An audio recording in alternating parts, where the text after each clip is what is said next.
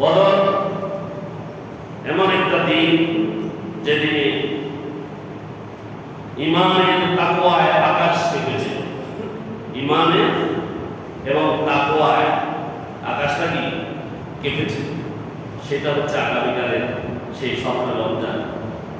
বদর এমন একটা দিবস যেদিন প্রভাতে আল্লাহ রাব্বুল আলামিনের আদেশে ফেরেশতারা বদর ময়দানে মুসলমানদের সাহায্যের জন্য মুসলমানদের পাশে দাঁড়িয়েছিল এবং তাদের কাছে এমন চিহ্ন দিয়েছিল যাতে মুসলিমেরা চিনতে পারে যে এরা আমাদের। সুবহানাল্লাহ। বদর হচ্ছে সেই একটা দিন যেদিন আল্লাহ ফেরেশতা পাঠিয়ে দিয়েছেন এবং বিশেষ চিহ্ন দিয়ে পাঠিয়েছেন, যার কারণে ইমানদাররা তাদেরকে চিনতে পেরেছে। বদর এমন একটা দিন যেদিনটাকে শুধু মানুষের সংখ্যায় হিসাব করা নয়, আল্লাহর উপর ভরসাই ছিল ইমানদার সাহাবীদের অস্ত্র। কি ছিল? সাহাবীদের অস্ত্র ছিল কঠোর ঈমান, আল্লাহর উপরে ভরসা। বদর মুসলমানদের জন্য এমন এক স্মৃতি, যে স্মৃতি মনে করতেই ইমানদার যারা, মুসলিম যারা, তাদের অন্তরটা ইমানের আলোয় ভরে ওঠে, ইমানের আলোয় দীপ্তিমান হয়ে ওঠে। সুবহানাল্লাহ। বদরের প্রেরণা, বদরের শক্তি, বদরের তাকওয়া, বদরের ঈমান যদি থাকে তাহলে পৃথিবীতে কোন বাতিল শক্তিকে হারানো অসম্ভব কিছু নয়। সকল শক্তি মুসলমানদের প্রদানত হবে যদি বদরের সেই ঈমান এবং আল্লাহর উপরে সেই ভরসা যদি মুসলমানদের থাকে। এই বদর যুদ্ধ সংঘটিত হয়েছিল রাসূলুল্লাহ সাল্লাল্লাহু আলাইহি ওয়াসাল্লামের হিজরতের দ্বিতীয় বর্ষে রমজান মাসে। রমজানের রোজা রেখে এই ঈমানদাররা লড়াই করেছিলেন। মুসলিমের সংখ্যা ছিল কত? এটা তো জানেন সবাই, 313 জন। কত জন? 313। আর কুরাইশদের সংখ্যা ছিল কত? 1000। কত? 1000। আর এই যুদ্ধের পরিসংখ্যান হচ্ছে, ফলাফল হচ্ছে মুসলমানদের চূড়ান্ত বিজয়। ফলাফল মুসলমানদের চূড়ান্ত বিজয়। আর মুসলমানদের শহীদ হয়েছে 14 জন। কত জন? 14 জন। কাফেরদের নিহত হয়েছে 70 জন। কত জন? 70 জন। এবং বন্দী হয়েছে 70 জন। কত জন? বন্দী 70, নিহত 70 কাফেরদের। বদরের যে সকল সাহাবী যুদ্ধ করেছেন তাদের মর্যাদা আমাদের একটু জানা দরকার। আল্লাহ রাব্বুল আলামিন তাদের প্রতি তার বিশেষ স্পেশাল সন্তুষ্টি ঘোষণা করেছেন। সুবহানাল্লাহ। এখন কেউ যদি বদরের চেতনা ধারণ করে, তারা কি বিশেষ সন্তুষ্টি অর্জন করবে না? করবে না? এটা আস্তে এসেছে, সে আল্লাহ এখনো আসেনি, আছে। এখন যদি সেই ঈমান ধারণ করে, বদরের চেতনা ধারণ করে, সেই ঈমানি স্পিরিট থাকে, আল্লাহর বিশেষ সন্তুষ্টি পাওয়া সম্ভব কিনা? সম্ভব। রাসূল সাল্লাল্লাহু আলাইহি ওয়াসাল্লাম তাদের সম্পর্কে বলেছেন, লা তাসুব্বু আসহাবা বদরিন ফাইনাল্লাহা তালাআ আলা আহলি বদর ওয়া ক্বালা আ'লামু মা শি'তুম ফাকাদ গাফারতু লাকুম। তোমরা বদরের সম্পর্কে কখনো কটূক্তি করো না। কখনো কটূক্তি করা যাবে না, এটা রাসূল সাল্লাল্লাহু আলাইহি ওয়াসাল্লাম নিষেধ করেছেন। কারণ আল্লাহ রাব্বুল আলামিন বদরে যারা অংশগ্রহণ করেছে তাদের পূর্বের সমস্ত গুনাহ ক্ষমা করে দিয়েছেন এবং তাদের জন্য জান্নাত ঘোষণা করেছেন। সুবহানাল্লাহ। তাহলে সেই চেতনা, সেই ঈমানি স্পিরিট যদি আমাদের থাকে, জান্নাত সম্ভব কিনা আমাদের জন্য? সম্ভব কিনা? সম্ভব। তাহলে জান্নাতটা পাওয়াই আমাদের মূল লক্ষ্য হওয়া উচিত মুসলমানদের, নাকি? যারা আমরা মুসলমান নিজেকে দাবি করি, যারা ঈমানদার মনে করি, আমাদেরকে সেই বদরের চেতনা লালন করে ঈমানদার হয়ে জান্নাত লাভ করার জন্য আমাদের পথ চলা দরকার, ঠিক কিনা? এটার বাইরে যারা আছেন তারা সাবধান। তারা কি? সাবধান হয়ে যান। বদরের চেতনা লালন করে জান্নাতের দিকে আগান। মুসলমানদের একমাত্র আকাঙ্ক্ষা হবে জান্নাত লাভ। কি? জান্নাত লাভ। কারণ এই দুনিয়ায় এসেছেই শুধু সাফল্যের জন্য, সাফল্য অর্জন করতে পারবে তখন যখন এই দুনিয়ায় পরীক্ষায় উত্তীর্ণ হবে। এই পরীক্ষাটা চলছে আমাদের। এই পরীক্ষা উত্তীর্ণ হতে হলে আমাদেরকে বদরের চেতনা লালন করতে হবে। এই সাহাবীদের ঈমান ছিল মজবুত, তাদের ত্যাগ ছিল আল্লাহর দ্বীনের জন্য কঠিন, ইস্পাত কঠিন। তাদের জীবন এবং সম্পদ সবগুলো ছিল তাদের কার জন্য? আল্লাহর দ্বীনের জন্য। অনেক সাহাবীকে আমাদের বলেছে হযরত আবু বকর রাদিয়াল্লাহু আনহু সেখানে একটা সুই পাচ্ছিলেন না, সমস্ত সম্পদ নিয়ে আসছিলেন। ওই যে খেজুর গাছের বেড়ার মধ্যে তিনি যে একটা সুই রেখেছিলেন, রাসূল সাল্লাল্লাহু আলাইহি ওয়াসাল্লাম সেটা সম্পদ আনতে বলেছেন। তিনি সুইটা খুঁজতে খুঁজতে একটু দেরি হয়ে গেছে। রাসূলুল্লাহ সাল্লাল্লাহু আলাইহি ওয়াসাল্লাম জিজ্ঞাসা করলেন, এ আবু বকর, আপনার দেরির কারণ কি? বলে, তো আমি তো সবগুলো নিয়েছি, একটা সুই রেখেছিলাম, এটা খুঁজতে আমার দেরি হয়ে গেছে। সুবহানাল্লাহ। তাহলে বলছে, তাহলে তুমি ঘরে নিয়ে রেখে এসেছো বা আমি ঘরে রেখে এসেছি আল্লাহ এবং তার প্রিয় হাবিব মুহাম্মদ রাসূলুল্লাহ সাল্লাল্লাহু আলাইহি ওয়াসাল্লামকে। এটাই হচ্ছে স্পিড। এটা কি স্পিড? এরকম সাহাবীরা তাদের সব সম্পদ নিয়ে এসেছেন, কারণ তারা জানতে পেরেছেন এই সম্পদ আমার নয়, এই সম্পদটা আল্লাহ। আপনি যখন দুনিয়াতে আসেননি, আপনি যখন মায়ের গর্ভে, আপনি যখন শিশু, আপনার কি কোনো সম্পদ ছিল? এই সম্পদ কে দিয়েছেন? মহান আল্লাহ সুবহানাহু ওয়া তাআলা। কি জন্য দিয়েছেন? এই দুনিয়াতে পরীক্ষা করার জন্য। কি জন্য? পরীক্ষা করার জন্য আপনি সম্পদটা কোন দিকে ব্যয় করেন। আর আপনাকে হায়াত দিয়েছে কি জন্য? আল্লাহ রাব্বুল আলামিন পরীক্ষা করার জন্য।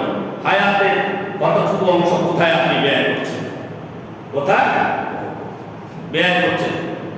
এটা যদি ঠিক মতো ব্যয় না হয়, তাহলে সেই বদরের স্পিড আমাদের থাকে না। ত্যাগ আমাদেরকে করতে হবে, সময়ের ত্যাগ এবং এই অর্থের ত্যাগ, ধৈর্য।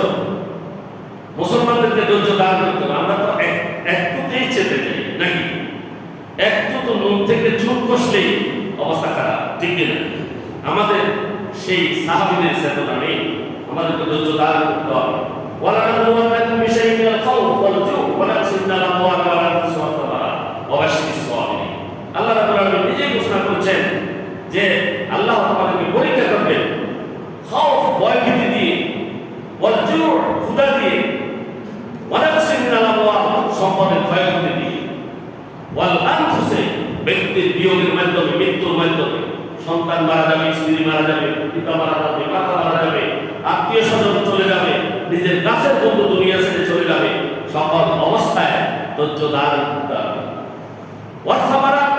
ফল ফসলের ক্ষয়ক্ষতি হবে। এক বছর যদি কোনো রকমে আমাদের ফসলটা নষ্ট হয়ে যায়, তখন আমরা ধৈর্য হারা হয়ে যাই। আল্লাহ শুধু আমার দেখছে চোখে, অন্যের দেখে না, কয় না? এগুলা বললে অধৈর্য, এগুলো সব অধৈর্য। এই অধৈর্য যখন হয়, তখন আল্লাহ রাব্বুল আলামিন তার বাকি জীবনের যেই সম্পদ অবশিষ্ট আছে সেটাও নিয়ে যাবেন, সেটাও তাকে ভোগ করতে দেবেন না। আমি একবার কোনো জুমায় বলেছিলাম, হযরত মুসা আলাইহিস সালাম তুর পাহাড়ে যাচ্ছিলেন। যাওয়ার সময় প্রথমে একটা লোককে পাইলেন যার দুইটা হাত নাই, দুইটা পা নাই। আর পথে মুসা আলাইহিস সালামের সাথে দেখা হয়েছে। বলে, হে মুসা, তুমি কোথায় যাও? তুর পাহাড়ে আল্লাহর সাথে কথা বলতে যাই। আল্লাহকে জিজ্ঞাসা করবা, আমার মতো খোড়া মানুষ কেন সৃষ্টি করেছে? কতটুক যাওয়ার পর একজন মহিলার সাথে দেখা হলো, যে মহিলাটা আবেদা সালেহা, সবসময় আল্লাহ তাআলার ইবাদত করতো, পূর্ণ পবিত্র থাকতো। সেই মহিলা ভাঙ্গা ঘর ছিল। আর তিনি মুসা আলাইহিস সালামকে বললেন, তুমি তুর পাহাড়ে আল্লাহকে জিজ্ঞাসা করবা। আমি সঙ্গে বলছি, তুর পাহাড়ে আল্লাহকে জিজ্ঞাসা করবা কোন কাজ করলে জনসম্পদ বাড়ে। আর কতটুক যাওয়ার পরে আমার একজন ব্যক্তির সাথে দেখা হলো, যে ব্যক্তির জনসম্পদের হিসাব তার কাছে নেই, বেহিসাব। তার অনেকগুলো সম্পদ, তার ওট 60টি, মোটাম 70টি ওট লাগতো তার গুদামের চাবি আনলে। সেই লোক মুসা আলাইহিস সালামকে জিজ্ঞাসা করলো, তুমি তুর পাহাড়ে যাচ্ছ, বলবা আল্লাহকে, বলবা যে কোন কাজ করলে জনসম্পদ কমে। মুসা আলাইহিস সালাম প্রথম জিজ্ঞাসা করলো, আল্লাহকে জিজ্ঞাসা করলো কথোপকথনে, হে আল্লাহ, কোন কাজ আপনি খোড়া মানুষ কেন সৃষ্টি করেছেন? কথা বলবেন না। খোড়া মানুষ কেন সৃষ্টি করেছেন? বলে, আমি 7টা জাহান্নাম তৈরি করেছি, 7টা দোজখ তৈরি করেছি। প্রত্যেক দোজখের মাঝখান দিয়ে একটা একটা দেওয়াল আছে। আর ওই দেওয়ালের মাঝখান দিয়ে ওই যে রাজমিস্ত্রিরা যে ছিদ্র রাখে বাঁশ ঢুকানোর জন্য, এটাকে হোল পাস বলে। কি বলে? Hall pass. ওই হোল পাস ওই রেখেছি আমি প্রতিটা দেওয়াল ধূমপান বন্ধ করার জন্য আমি এই পোড়া মানুষ সৃষ্টি করেছি। আরে ওই বেচারা তো হাত নাই পাও নাই, আবার তার জন্য দুঃসংবাদ, তার জন্য কি দুঃসংবাদ। এরপরে ওর কাজ করলে জনসম্পদ বাড়ে, বেশি বেশি করে ধৈর্য ধারণ করলে আল্লাহর পক্ষ থেকে বেশি বেশি করে ধৈর্য ধারণ করলে, সবর ইখতিয়ার করলে, আল্লাহর শুকরিয়া আদায় করলে, আল্লাহ শুকরিয়া আদায় করলে জনসম্পদ বেড়ে যায়। পরে তৃতীয় প্রশ্ন, কোন কাজ করলে জনসম্পদ কমে? আল্লাহ রাব্বুল আলামিন জবাব দিলেন, যে ব্যক্তি বেশি বেশি করে অধৈর্য হয়ে যায় এবং আল্লাহ রাব্বুল আলামিনের নাফরমানি করে, তার জনসম্পদ কি কমে যায়। মুসা আলাইহিস সালাম আসতেছেন, আসার সময় প্রথম দেখা ওই ধনী ব্যক্তির সাথে। ধনী ব্যক্তিকে যখন বলল যে আল্লাহ রাব্বুল আলামিন ধন সম্পদ কমার বিষয়ে তিনি বলেছেন বেশি বেশি অধৈর্য হওয়া এবং তার নাফরমানি করলে ধন সম্পদ কমে যায়, সাথে সাথে লোকটি পড়ে নাউজুবিল্লাহ পড়ে অজ্ঞান হয়ে গেল। ঘুম থেকে উঠে দেখে তার সম্পদ আগের থেকে আরো 70 গুণ বেড়ে গিয়েছে। সুবহানাল্লাহ। এরপরে দ্বিতীয় মহিলার সাথে দেখা, ওই মহিলা বলল, কি সংবাদ নিয়ে এসেছো? বলে, সংবাদটা বেশি বেশি করে ধৈর্য ধারণ করতে হবে এবং বেশি বেশি করে আল্লাহর শুকরিয়া আদায় করতে হবে। মহিলাটি তখন তাৎক্ষণিকভাবে নেচে উঠে বলল যে আমি আল্লাহর ইবাদত করি, সবসময় প্রশংসা করি, কেন আমি আবার কি করব? এই কথা বলে সে যখন অস্থির হলো, তাৎক্ষণিক সেখানে ইনস্ট্যান্টলি মুসা আলাইহিস সালাম সেখানে উপস্থিত থাকতে এক টুকরা বাতাস এসে তার ভাঙা ঘরকে উড়ে নিয়ে গেছে। নাউজুবিল্লাহ। এরপরে ওই লোকের কাছে আসি, যে লোক খোড়া, তার কাছে এসে এই তো মুসা আলাইহিস সালাম কি বলবেন দিশা পাচ্ছিল না। মুসা আলাইহিস সালাম অনেক ইতস্তত করলো, লোককে বলল যে আল্লাহর কোনো কাজে আমি পৌঁছেছি কিনা এটা বলো, তুমি নির্ভয় বলো, কোনো সমস্যা নেই। তখন মুসা আলাইহিস সালাম বলল, আল্লাহ রাব্বুল আলামিন বলেছেন ওই দোজখের ছিদ্রগুলো বন্ধ করার জন্য খোড়া মানুষ সৃষ্টি করেছে। লোকটি সাথে সাথে বলল আলহামদুলিল্লাহ। কি বলল? আলহামদুলিল্লাহ। মুসা আলাইহিস সালাম জিজ্ঞেস করলো, তুমি আলহামদুলিল্লাহ বলছো? আমি এই জন্য করেছি, আমি আল্লাহ রাব্বুল আলামিনের একটা কাজে পৌঁছে গেছি। সুবহানাল্লাহ। একটা কাজে পৌঁছে গেছি। সাথে সাথে আল্লাহ রাব্বুল আলামিন মুসা আলাইহিস সালামের সম্মুখে জান্নাত থেকে দুটি হাত দুটি পা তার জন্য পাঠিয়ে দিয়েছেন। আল্লাহ রাব্বুল আলামিন ওইটা এসে তার শরীরের সাথে জোড়া লেগে গেছে, সে একটা পূর্ণাঙ্গ মানুষ সেখানে আবির্ভূত হয়েছে। সুবহানাল্লাহ। তাহলে দেখেন, সেই ধৈর্য কি আমাদের আছে? আমাদের সেই তাকওয়া আছে? এটা কিয়ামত পর্যন্ত উম্মার জন্য এই বদর হচ্ছে আদর্শ। রাসূল সাল্লাল্লাহু আলাইহি ওয়াসাল্লামের উম্মতের জন্য এটা কি?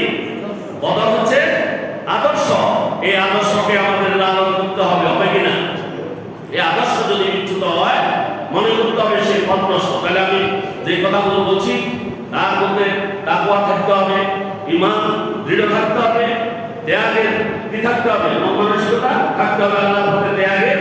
এরপরে ধৈর্য ধারণ করতে হবে, ধৈর্য ধারণ করতে হবে। তাহলে তার জন্য কি আছে? ইসলাম আছে। এরপরে আল্লাহ রাব্বুল আলামিন সূরা আনফালে বলেছেন যে আরো জেনে রাখো যে যুদ্ধে যারা গনিমত লাভ করে, তোমরা যে সকল গনিমত লাভ করেছো বদরের সাহাবীদের বলছে, তার এক পঞ্চমাংশ আল্লাহ তার রাসূলের নিকটাত্মীয় পিতৃহীন এতিম দরিদ্র এবং পথচারীদের জন্য যদি তোমরা আল্লাহকে সেই জিনিসে বিশ্বাসী হও এবং ফয়সালার দিন বদরে আমি আমার দাসের প্রতি অবতীর্ণ করেছিলাম, যেদিন দুই দল তোমরা পরস্পর মুখোমুখি হয়েছিলে, তখনই আমি তোমাদের বিজয় দান করেছি। আল্লাহ রাব্বুল আলামিন সর্বশক্তিমান। আল্লাহ রাব্বুল আলামিন সর্বশক্তিমান। আল্লাহ এই দিনে ইসলামের কালিমাকে সমুন্নত করেছেন। যদি এই বদরের ময়দানে যদি মুসলমানরা বিজয় অর্জন না করত, তাহলে ইসলাম সমূলে বিনষ্ট হয়ে যেত, ঠিক না? ইসলাম অঙ্কুরে বিনষ্ট হয়ে যেত। দিনকে আল্লাহ রাব্বুল আলামিন চূড়ান্ত বিজয় দান করেছেন এবং বদর থেকে ইহুদি নাসারারা শিক্ষা গ্রহণ করেছে। সংখ্যায় যদি মুসলমান কম হয়, তাদের সাথে পাল্লা দেয়া অসম্ভব। দ্বিতীয় বদর তারা ঘোষণা করেছিল, দ্বিতীয় বদর করবে তারা 8 মাস পরে আবার বদরের যুদ্ধ করার জন্য এসেছিল, কিন্তু আরো দূরে থাকতে তারা চিন্তা করলো যে না, পারা সম্ভব নয়। মুসলমানরা কম হলেও তাদের সাথে আমরা পাবো না বলে তারা ফেরত গেছে। দ্বিতীয়বার বদরে তারা একত্রিত হতে সাহস করেনি। সংখ্যায় কুরাইশরা অনেক বেশি ছিল। নবীজি সাল্লাল্লাহু আলাইহি ওয়াসাল্লামকে আল্লাহ রাব্বুল আলামিন এই সাহায্য দিয়ে মানব জাতিকে বুঝিয়েছেন যে ইসলাম সত্য এবং মুসলমানেরা যদি বদরের চেতনাকে দান করে বিজয় সবখানে সুনিশ্চিত। সবখানে কি সুনিশ্চিত। সাহাবায়ে কেরাম আল্লাহ রাব্বুল আলামিনের পক্ষ থেকে সুসংবাদ পেয়েছিলেন। আল্লাহ রাব্বুল আলামিন তাদেরকে জান্নাতের ঘোষণা করেছেন। আর কাফেরদের অন্তরে অনেক তীব্র ভয়ের সঞ্চার করে দিয়েছেন। সেই বদরের 313 জন দিয়ে পরবর্তীতে তারা যেমন তাবুকের যুদ্ধে তারা এসেছিল 2 লক্ষ, কত 2 লক্ষ লোক এসেছিল। মুসলমানদের সেখানে লোক সংগঠিত হয়ে একত্রিত হয়েছিল 10,000, কত 10,000। তারা সেই 10,000-এর ভয়ে তারা 2 লক্ষ পালিয়ে গিয়েছে। 2 লক্ষ কি পালিয়ে গিয়েছে। তারা নৌবন্দরে যে নৌকা এনেছিল রোমেরা, সেই যে সাগরে তারা যে জাহাজ এনেছিল, তারা নোংর খুঁজতে একটা তড়িঘড়ি করেছিল যেন মুসলমানরা তাদেরকে না পায়। কথা বুঝে আসছে? মুসলমানদের ইতিহাস আমাদের জানতে হবে। তাহলে আল্লাহর সাহায্য সত্য। আল্লাহর সাহায্য কি সত্য কিনা? সত্য। ঈমান এবং তাওয়াক্কুল এই দুইটা প্রধান অস্ত্র মুসলমানদের। কাদের? মুসলমানদের প্রধান অস্ত্র কি? ঈমান এবং আল্লাহর উপরে ভরসা। নবী সাল্লাল্লাহু আলাইহি ওয়াসাল্লামের আনুগত্যে রয়েছে মুসলমানদের জন্য এক মহাবরকত। তাদের পারিবারিক বরকত, ব্যক্তিগত বরকত, সামাজিক বরকত, সবখানে বরকত আছে রাসূল সাল্লাল্লাহু আলাইহি ওয়াসাল্লামের জীবন আদর্শের মধ্যে। ঠিক কি না? এই বরকত আমাদেরকে নিতে হবে। বদরের সাহাবাদের মর্যাদা এটি কোনো সাধারণের মর্যাদা নয়। রাসূল সাল্লাল্লাহু আলাইহি ওয়াসাল্লাম বলেছেন যে এই বদরের সাহাবীদের মর্যাদা ফেরেশতাদের আগে, সুবহানাল্লাহ বলেন, ফেরেশতাদের আগে যেই বদরে যেই ফেরেশতারা এসেছিল সেই ফেরেশতাদের চেয়ে মর্যাদা বেশি কার? বদরের সাহাবীদের। আমরা তো বদরের সেই স্পিড গ্রহণ করতে আমরা রাজি আছি কি? আছি তো ইনশাআল্লাহ। মুসলমানদের পাশে থাকবো, আল্লাহর দ্বীনের পাশে থাকবো, ঈমানদারদের সঙ্গে থাকবো, ঈমানদারদের সঙ্গে থাকবো। কাফেরদের অন্তরে ভয় ঢুকিয়ে দেওয়া হয়েছে। আল্লাহ রাব্বুল আলামিন সূরা আনফালের 12 নম্বর আয়াতে ইরশাদ করেছেন, ইজ ইউহি রাব্বুকা ইলাল মালাইকাতি ইন্নী মা'আকুম আলায়া। স্মরণ করো যখন তোমাদের প্রতিপালক ফেরেশতাদের প্রতি উপদেশ করেন, নিশ্চয়ই আমি তোমাদের সাথে আছি। আমি তোমাদের সাথে আছি। কে বললেন? কে বলছেন? আল্লাহ রাব্বুল আলামিন ফেরেশতাকে বললেন তোমাদের সাথে আছি, সুতরাং তোমরা এই বিশ্বাসীদের সাথে অবিচলভাবে তোমরা থাকো। আর যারা অবিশ্বাস করে আমি অচিরেই তাদের হৃদয়ে আতঙ্ক ঢুকিয়ে দিয়েছি, আতঙ্ক ঢুকিয়ে দিয়েছি। সুতরাং তাদের ঘাড়ের উপরে আঘাত করো। আঘাত করার সময় তারা তোমাদেরকে দেখবে না, আঘাত করার সময় তারা তোমাদেরকে দেখবে না। তাফসীরকার করে বলেছেন আঘাত করো তাদের সর্বাঙ্গে। তারা শুধু চেয়ে চেয়ে দেখছিল, তারা পারতেছিল না, তারা বিহবল হয়ে পড়েছিল। আল্লাহর শত্রুরা মুসলমানদের থেকে, ঈমানদারদের থেকে 1 মাসের দূরত্বে ভয়ে থাকে। কোথায়? ভয়ে 1 মাস দূরত্বে থাকে। কোথায়? ভয়ে 1 মাস দূরত্বে থাকে। শর্ত হলো আমাদেরকে শরীর ঈমানদার হতে হবে। ঈমানদারকে কিন্তু শত্রুরা কি করে? ভয় পায়। মুমিনের শক্তি এবং তার ঈমান, তার ন্যায়নিষ্ঠতার কারণে তারা সামনে আসতে চায় না, পারে না। আল্লাহর সাহায্য অদৃশ্য হলেও এটা বাস্তব এবং প্রমাণিত বদরের যুদ্ধের দ্বারা। বদর ছিল মুসলমানদের জন্য চূড়ান্ত বিজয়ের এক সূচনা লগ্ন।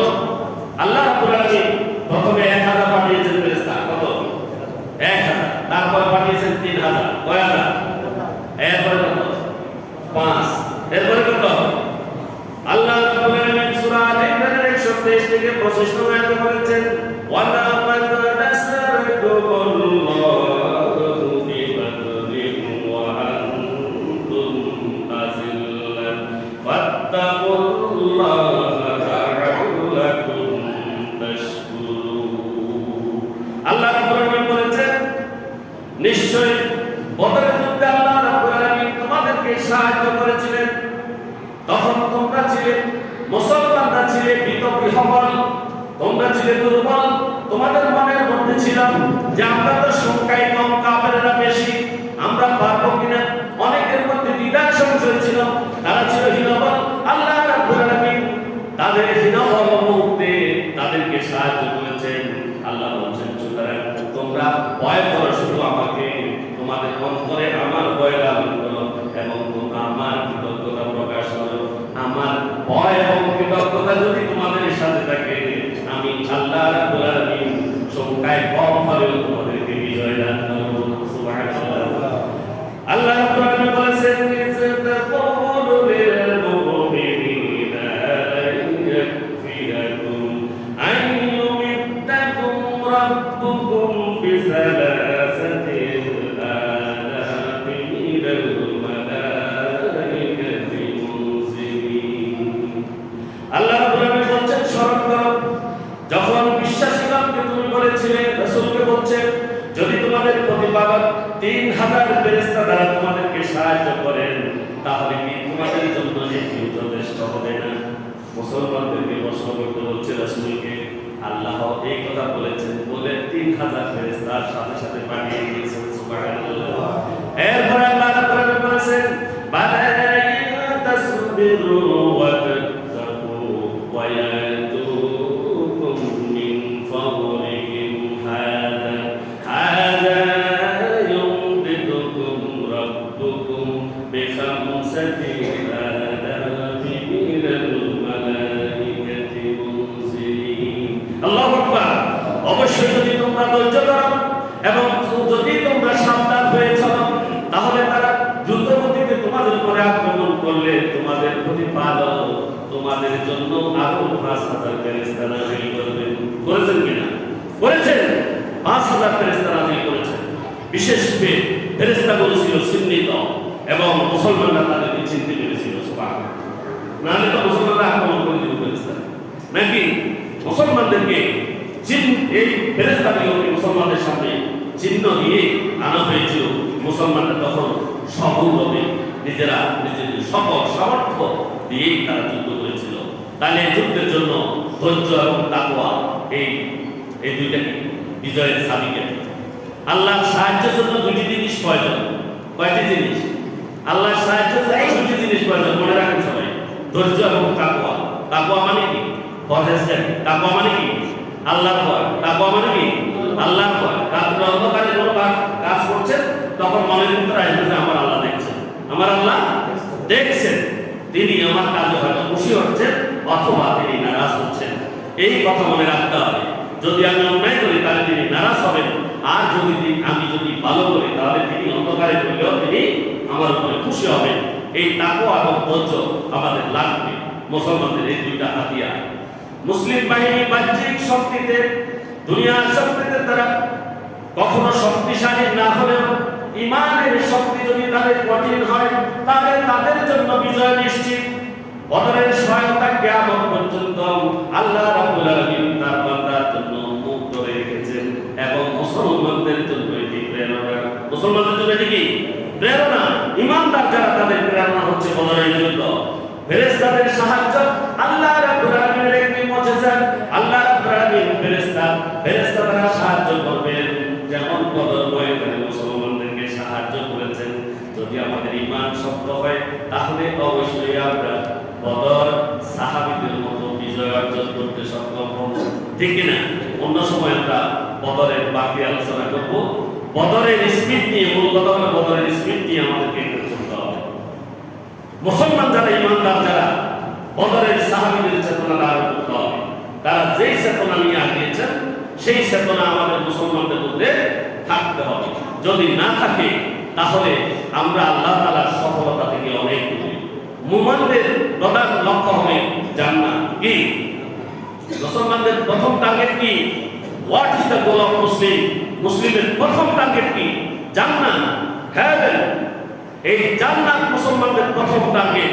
এই জান্নাতে যেতে হলে যে যে উপকরণ, সাবস্টেন্স এন্ড ইনস্ট্রুমেন্ট প্রয়োজন, সবগুলো আমাদেরকে ধারণ করতে হবে, ঠিক না? এগুলো যদি না থাকে, আমরা খেলা খামোখা সুদাই ইমানদার করলে হলো না।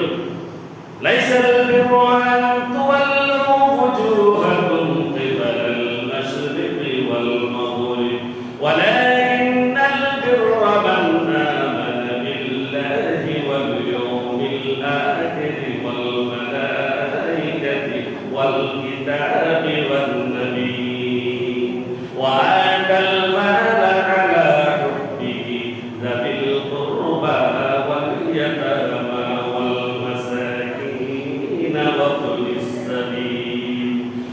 والسائلين وفي الرقاب وأقام الصلاة وآتى الزكاة والموفون بعهدهم إذا عاهدوا والصابرين في البأساء والضراء وحين البأس أولئك الذين صدقوا وأولئك هم المتقون সূরা বাকারা আয়াত নম্বর 177।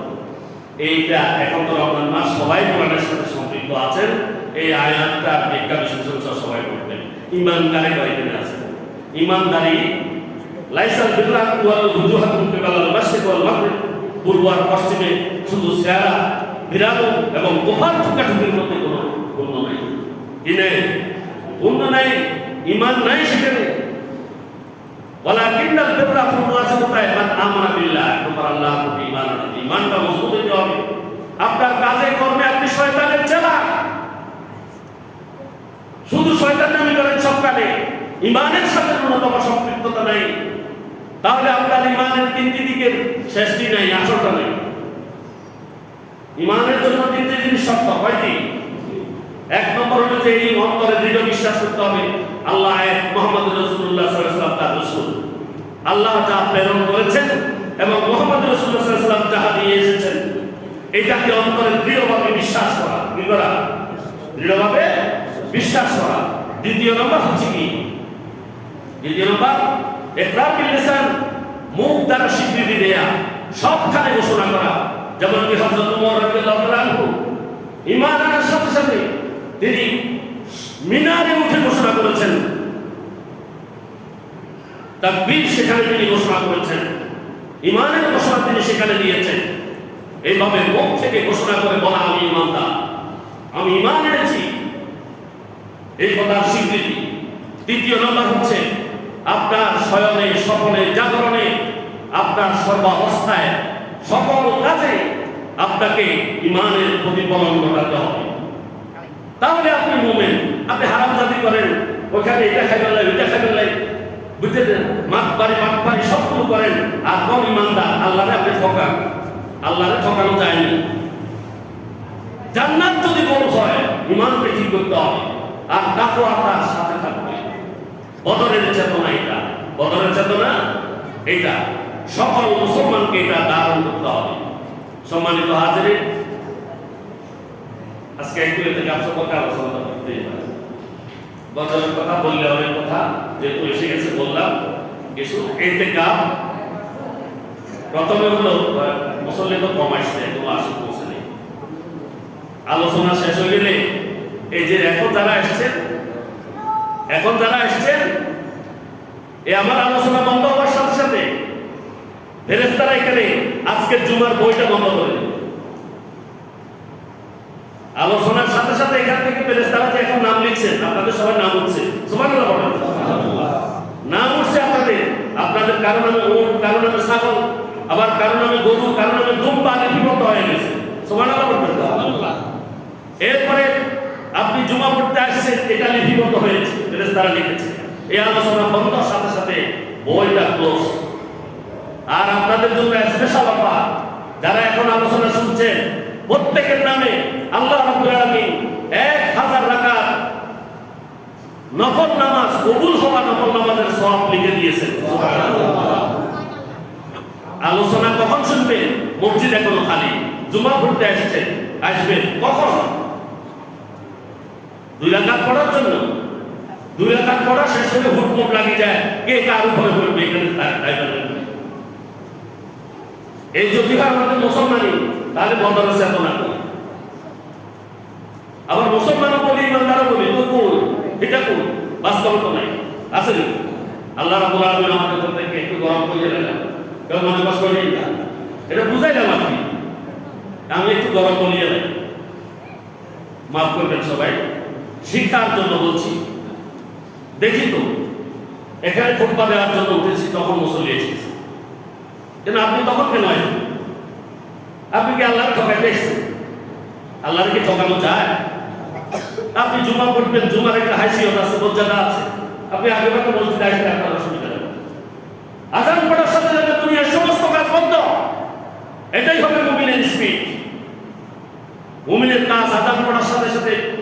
হচ্ছে হাইয়া আলাস সালাহ, নামাজের জন্য তাড়াতাড়ি করো, হাইয়া আলাল ফালাহ, কল্যাণের দিকে তুমি ধাবিত হও।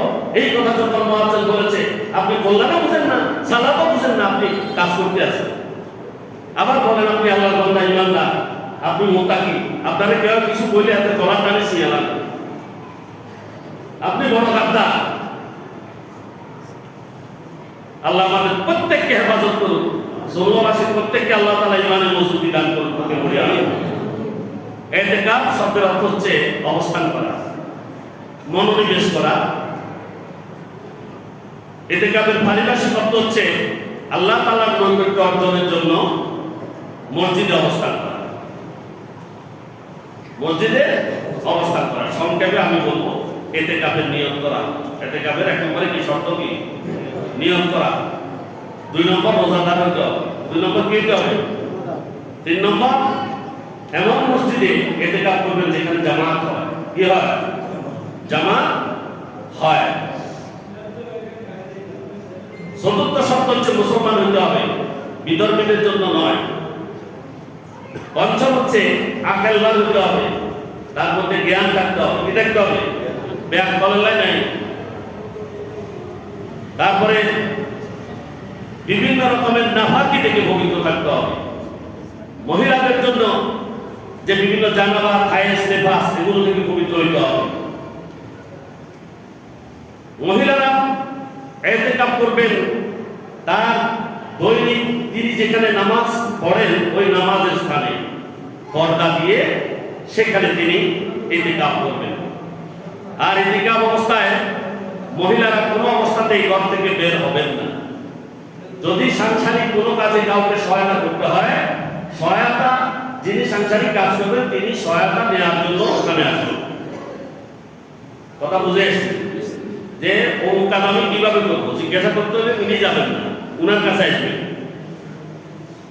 মহিলাদের স্বামীর অনুমতি শর্ত, স্বামীর অনুমতি লাগবে, স্বামীর অনুমতি লাগবে। ওয়াজিব ও সুন্নাত ইতিকাফের রোজা শর্ত, কিন্তু নফল ইবাদতের শর্ত নয়। আর একটা হচ্ছে সর্বশেষ পাগল হওয়া যাবে না, পাগলের জন্য কি নেই? ইতিকাফ নাই। ইতিকাফ শুধু মসজিদে জায়েজ পুরুষদের জন্য। কোথায়? মসজিদে জায়েজ। মহিলারা ঘরের মসজিদে ইতিকাফ করবে, সেটা আমি বলে দিয়েছি। ইতিকাফের জায়গাটা কেমন হবে? মসজিদের কোনো এক পাশে তাঁবুর মতো বানিয়ে নেবে, অথবা কাপড়ের বেষ্টনী দিয়ে ঘেরা দিয়ে দিবে। যেমনটি হাদিসে পাওয়া যায়, রাসূল সাল্লাল্লাহু আলাইহি ওয়াসাল্লাম এমনটি করতেন। মসজিদের কোনো এক পাশে তাঁবুর মতো বানিয়ে নিতে হবে, অথবা বেষ্টনী দিয়ে দিতে হবে। এটা হাদিসে আছে, আবু সাঈদ খুদরী রাদিয়াল্লাহু আনহু বর্ণনা করেছেন, রাসূল সাল্লাল্লাহু আলাইহি ওয়াসাল্লাম বলেছেন। এরপরে এই ইতিকাফ হচ্ছে সুন্নাত। এটা কি সুন্নাত? রমজানের শেষ দশকে ইতিকাফ করতে হবে। আর ইতিকাফটা করার উদ্দেশ্য হলো শবে কদর পাওয়া। কি শবে কদর পাওয়া? শবে কদর কখন থেকে শুরু হয়? আমরা প্রত্যেকে বলি 21, 23, 25, 27, 29 নাকি? কিন্তু উপস্থিত হইতে হবে কখন? 20 রমজানে সূর্য অস্ত যাওয়ার আগে। 20 রমজানে সূর্য অস্ত যাওয়ার আগে, অর্থাৎ আগামী মঙ্গলবার। আগামী মঙ্গলবার, আজকে 16 রমজান, 20 রমজান হচ্ছে আগামী মঙ্গলবার। মঙ্গলবারে সূর্য অস্ত যাওয়ার আগে আপনি ডুবে যেতে হবে মসজিদে। তো আমি এখন জানতে চাই একটা বিষয় হলো, একটা কথা বলি যে কেউ যদি ইতিকাফ না করে এলাকার সবাই গুনাহগার হবে, সবাই গুনাহগার হবে। আর প্রত্যেকের পক্ষ থেকে একজনের করলে আদায় হয়ে যাবে। তবে একটা আশার দিক হলো যে সাহাবীরা তখন ইতিকাফে ঢোকার জন্য তারা হুড়াহুড়ি করতেন, কারণ ব্যক্তিগত ইবাদত করা সহজ। এই 10 দিন যদি কেউ ইতিকাফ করে এবং খালেসভাবে করে, তাহলে সে যদি লাইলাতুল কদর পেয়ে যায় 80 বছর 6 মাস, না 83 বছর 4 মাস, 83 বছর 4 মাস তার হায়াতে কি লেখা হয়? কি লেখা হয় এটা, মানে এটার চাইতে উত্তম। খায়রুম মিনাল পেশার হচ্ছে না, 83 বছর হায়াত পাইছে, সেটা থেকে এক রাত পাওয়া উত্তম, এক রাত পাওয়া উত্তম।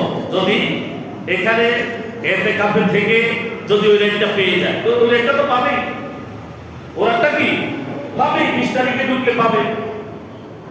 কথা বুঝে আসছেন? 20 তারিখ সূর্য ডুবার আগে ঢুকে গেলে আর জীবনে একবার করেন, অত আগামীবার সুযোগ নাও হতে পারে, হয়তো আপনার আমার মৃত্যু হয়ে যেতে পারে। তাহলে এবছর সুযোগ যেহেতু আছে, এখনো বলতে পারছি না 20 তারিখ তো সামনে, তাহলে আমরা প্রত্যেকেই নিয়ম করি না যে ঢুকি যাই। অনেকে আবার নিয়ম করতে পারবে না বিভিন্ন কারণে। যারা অপশন আছে আপনারা এই সুযোগটা নিয়ে নিন, এটা স্পেশাল অফার। এটা কি স্পেশাল অফার আল্লাহর তরফ থেকে। তাহলে এই ইতিকাফে কারা কারা ঢুকবেন এবার বলেন তো একটু চাই। একজন পাইলাম আলহামদুলিল্লাহ, 2 জন পেয়েছি, 2 জন, আর কে 3 জন পেয়েছি, আর কে এদিক থেকে তো উঠে নেই, এদিক থেকে আরো কয়েকজন। আর মসজিদে একটা এবার লাইন করে আপনারা ঘুমাবেন, কোনো অসুবিধা নেই। আমাদের ওই যে সাইড একাডেমি দক্ষিণ পাশে মসজিদে মনে 15 জন ঢুকে। কতজন? 15 জন ঢুকে। আপনারা যারা অফিসার আছেন, আমি আবারও বোঝাই বলছি, যাদের কোনো টেনশন নাই, তাদের ছেলে মেয়ে আছে, পরিবার পরিজন পরিচালনার জন্য অন্য লোক আছে, আপনারা আল্লাহর ওয়াস্তে ইতিকাফটা সারাই নেন, লাইলাতুল কদর পেয়ে যাবেন, জীবনের সমস্ত গুনাহ মাফ হয়ে যাবে। সমস্ত গুনাহ কি মাফ হয়ে যাবে। কদর পাওয়া মানে 83 বছর ইবাদতের চাইতেও হায়াতে আপনি বেশি ইবাদত করেছেন বলে গণ্য হবে। আর এদিক থেকে তুলেন না, এদিক থেকে আমার কথা মনে বুঝতেছেন না, যে 3 জনের বড় মসজিদ তো কম।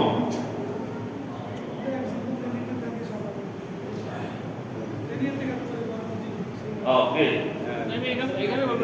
এবার এখানে করবেন, বেরিয়ে চলে যাবেন না। আমি এখানের জন্য বলছি, এই মসজিদে লাগবে তো, তাহলে আমি তো স্যাটিসফাই হতে পারলাম না। মুসল্লিও কমাইছে অবশ্য, আরো পিছনে কিছু রয়ে গেছে। এই যুবকেরা অন্যান্য জায়গাতে আমি দেখেছি, যুবকেরা তরুণেরা ইতিকাফ করতে তারা আগ্রহী, এরা অনেক সময় ইতিকাফ করে। আমার ছেলেটাও গত বছর পেছন দিকে বাড়িতে চলে গেছে ইতিকাফ করার জন্য। যুবকেরা এটা করা ভালো, হাত উঠেন না। আচ্ছা, ইতিকাফ করবেন, ইতিকাফ করলে এটা আপনার জন্য স্পেশাল অফার। আল্লাহ রাব্বুল আলামিন এই ইতিকাফের কারণে আপনার হায়াতের 83-84 বছর হায়াতের মধ্যে ইবাদতের লিখে দিবেন, সওয়াব লিখে দিবেন। এই জন্য ইতিকাফ করা প্রত্যেকের জন্য জরুরি। এরপরে যারা ইতিকাফে ঢুকবেন তারা 20 রমজান সূর্যাস্তের আগে ঢুকে যাবেন। আর বের হবেন কখন? ঈদের চাঁদ দেখার পরে। ঈদের চাঁদ দেখার পর রাত্রেও বের হতে পারবেন চাঁদ দেখা গেলে, সকালেও অনেকে বের হয়, অসুবিধার কিছু নেই। এরপরে আসেন ইতিকাফ অবস্থায় আপনি কি কি করতে পারবেন, কি পারবেন। ধূমপানের যাদের অভ্যাস আছে দ্রুত ইতিকাফে ঢুকে যান। তাহলে 10 দিন না খাইলে অন্তত অন্তরটা বাঁধে রাখি, তাহলে কিন্তু বাইরে যেতে নাই, ঢুকে যান। ওইটা করা যাবে না, ইতিকাফে থাকলে এটা করা যায় না। কোনো নেশা ইত্যাদি নেই। বাহিরে কারোর সাথে কোনো যোগাযোগ করা যাবে না, বাইরে বেরিয়ে কথা বলতে পারবেন না, বাজারে যাইতে পারবেন না, খানার জন্য যাইতে পারবেন না। তবে হ্যাঁ, খানার জন্য যাইতে পারবেন যদি আপনার কেউ না থাকে, তবে ওখানে গেলেও কথা বলতে পারবেন না, খানা নিয়ে চলে আসতে পারবেন। এটা অসম্ভব, এটা দরকার নেই। এটা আমাদের এত পড়ে যায় না যে খানা যায় একটু হবে। খানা আমি অনেক আছে, কথা বলছি না, আমি ওই কথা বলছিলাম, আমি মাসালার কথা বলছি। বাইরে কারোর সাথে কথা বলার দরকার নেই। আপনার ইতিকাফকে আপনি কি শুদ্ধ করার জন্য মসজিদের ভিতরে থাকবেন, বাইরে যাবেন, প্রয়োজনে কাজ ছাড়া আবার চলে আসবেন, কোরআন তেলাওয়াতের মধ্যে থাকবেন, নফল ইবাদতের মধ্যে থাকবেন, আর রাত্রে আল্লাহর কাছে কান্নাকাটি করবেন। এটাই হলো আপনার কি এই ইতিকাফ। এটা করবেন। আল্লাহ রাব্বুল আলামিন আমাদেরকে সঠিকভাবে ইতিকাফ করার তৌফিক দান করুন এবং আমাদের প্রত্যেককে ইতিকাফের নিয়ত করা এবং ইতিকাফ করা সুযোগ করে দিন। তো বলি আমিন। ওয়া আখিরু দাওয়ানা আলহামদুলিল্লাহি রাব্বিল আলামিন। আসসালামু আলাইকুম।